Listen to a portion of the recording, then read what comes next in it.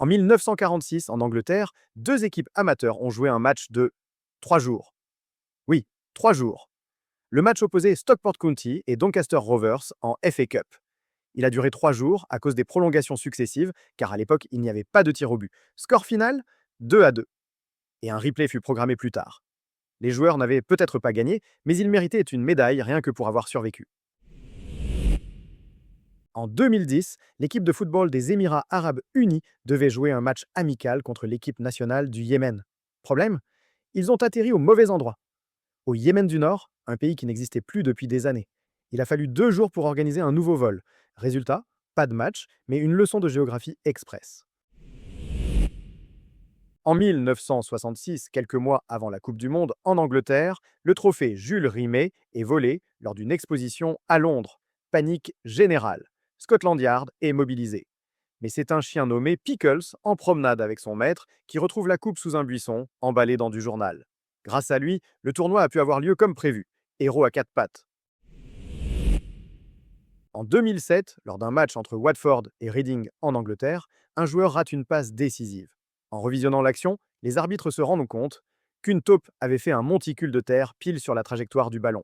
Résultat, passe déviée, occasion gâchée, et taupe involontairement défenseur du mois. Zinedine Zidane, 2006, finale de Coupe du Monde. Tout le monde se souvient du coup de tête sur Materazzi, mais ce qu'on oublie parfois, c'est que c'était le dernier match de sa carrière. Zidane a terminé sa légende par un carton rouge. Ironie du sort. Il avait marqué un penalty à la Panenka quelques minutes avant. Un final digne d'un scénario hollywoodien ou tragique. Le Vatican a sa propre équipe nationale de football. Elle ne participe pas aux compétitions officielles, mais dispute des matchs amicaux. La plupart des joueurs sont des gardes suisses, des prêtres ou des employés du Vatican. Leur devise officieuse? Que le meilleur gagne, mais avec charité.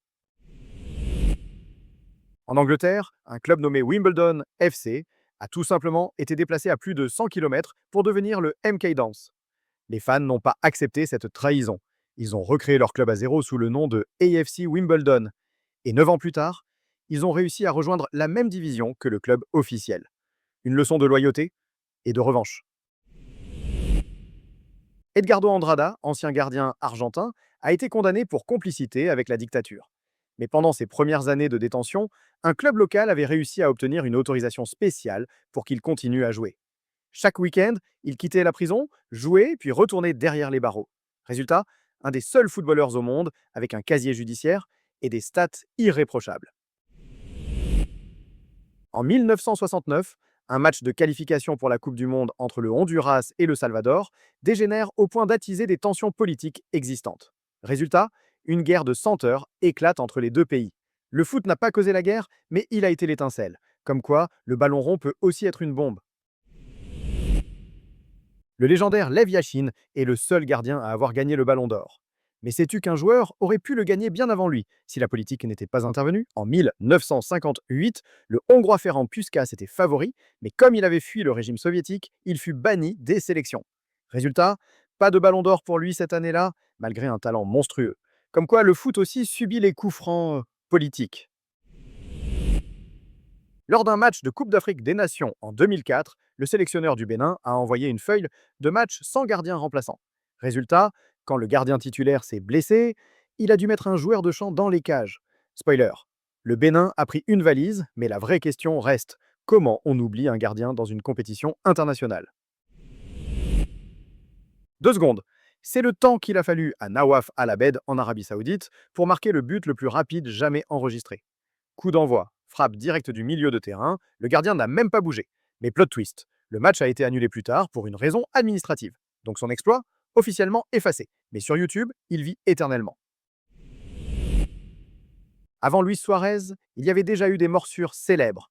En 1994, lors d'un match au championnat égyptien, un joueur, frustré de son marquage serré, a tout simplement mordu l'épaule de son adversaire. Résultat, exclusion directe, suspension et surnom éternel de le cannibale du Caire.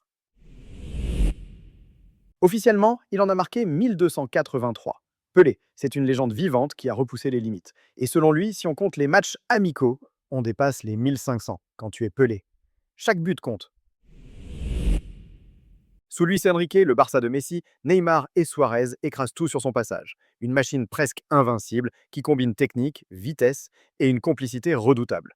Ce Barça restera comme l'un des collectifs les plus impressionnants jamais vus sur un terrain.